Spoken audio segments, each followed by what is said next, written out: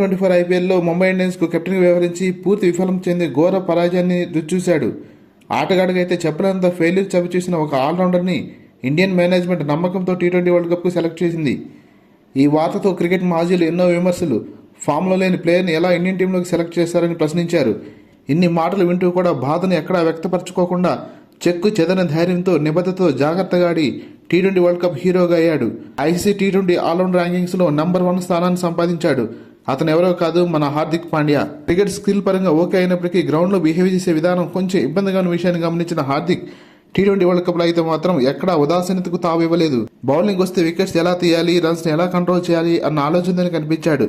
బ్యాటింగ్లో కూడా అంతే, ఎంత వేగంగా పరుగులు రాబట్టాలి, జట్టుకు ఎలా విజయాన్ని అందించాలి అన్న దృక్పథంతోనే ముందుకు కొనసాగాడు. తీవ్రమైన ఒత్తిడి ఉన్న వేళ టీ20 వరల్డ్ కప్ ఫైనల్లో క్లాసును అవుట్ చేయడానికి హార్దిక్ వేసిన బంతి అతడి చక్కటి ఆలోచనకు అద్దం పడుతుంది.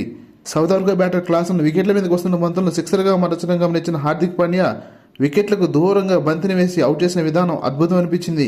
చివరి ఓవర్లో డేంజరస్ బ్యాట్స్మెన్ మిల్లర్ను అవుట్ చేసి ఇండియాకు విజయాన్ని కట్టబెట్టి విశ్వవిజేతగా నిలపడం చూసి వారేవా హార్దిక్ పాండ్యా అనిపించింది. హార్దిక్ పాండ్యా కొట్టిన కొన్ని ఫ్లాట్ సిక్సెస్ను చూస్తే ఎవరికీ సాధ్యం కాదనిపించింది. టెస్ట్ పవర్ను వాడుతూ ధోనీలాగా కొట్టిన కొన్ని షాట్స్ వండర్ లాగా ఉన్నాయి. ఈ టీ20 వరల్డ్ కప్లో 11 వికెట్లు పడగొట్టి 144 పరుగులు సాధించి ఐసీసీ టీ20 ఆల్రౌండర్ ర్యాంకింగ్స్లో నెంబర్ 1 స్థానంలో నిలబడ్డ తొలి భారత ఆటగాడిగా అరుదైన ఘనత సాధించాడు. ఇప్పటి వరకు మొదటి స్థానంలో ఉన్న శ్రీలంక ఆల్రౌండర్ హసరంగాని స్వల్ప పాయింట్స్ ఎడత వెనక్కి నెట్టి 222 పాయింట్లతో నెంబర్ 1గా హార్దిక్ పాండ్యా నిలబడ్డాడు. బౌలర్స్ జాబితాలో ఇండియన్ స్టార్ బుమ్రా 12వ స్థానాన్ని సంపాదించాడు. ఈ వీడియో మీకు నచ్చితే లైక్ చేసి సబ్స్క్రైబ్ చేయవలసిందిగా మనవి.